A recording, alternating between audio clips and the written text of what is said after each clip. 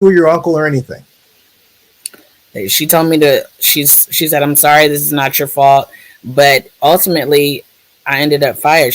When I came back, she's like, you knew what you were getting involved in. I'm like, actually, I did not. I didn't know what I was getting involved in. I have a kid that has autism. He's 6 years old. I have another kid that, has needs as a first generation college student, and trans.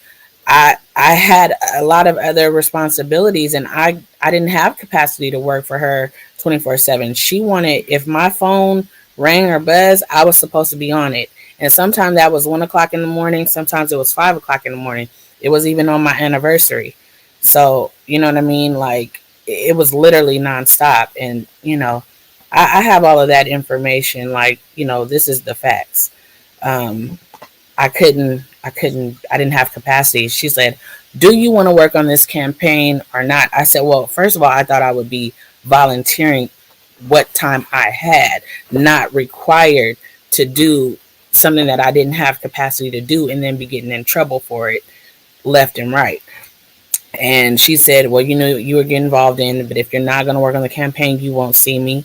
And I'm like, well, at that point I was like, well, I'm fine with that. I will do my job in City Hall that I'm being paid for, and I will go home with a clear head at night. But, there were microaggressions every day because I was doing just my job, and that just ultimately, I ended up going to the hospital. Just recently, I had to wear a heart monitor. I was required to wear a heart monitor for 30 days. They thought I had a heart attack. Because I had gone to the hospital 3 times for my heart in the month of June. And the last time that I went there, they had to do an EKG, and they said, your heart, your leads read as if you had a heart attack. And I'm like, I'm 38 years old, I'm a little plump, but I'm not, I shouldn't be having a heart attack. Right. And yeah, I was in there, they were monitoring my heart, and they've been monitoring my heart since. I've been doing all kinds of stress tests and all kinds of stuff like that since, since I had taken on that job. And what they have stated lately is like, my heart actually looks better. I haven't had any of those episodes. I don't know if they were panic attacks. I don't know why my EKG was reading like that at that time, but I went into emergency room 3 times in the month of June. And ultimately, I was fired 2 days after my 3rd trip to the emergency room. What? And it was, I believe, June. They fired you in the middle of your dealing with your uncle's illness. My uncle's illness, the illness that I had. My uncle actually did pass away. I'm sorry.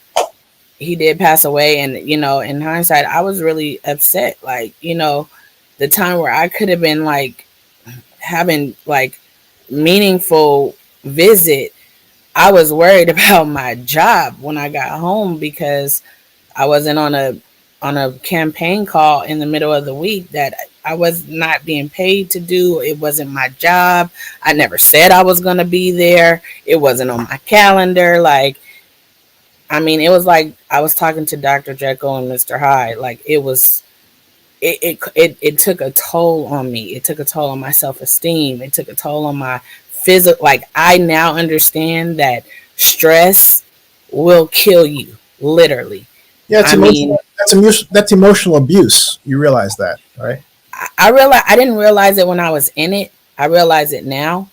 I was being bullied from day one. I was dealing with microaggressions from day one. I was dealing with folks who didn't feel like I deserved to be there.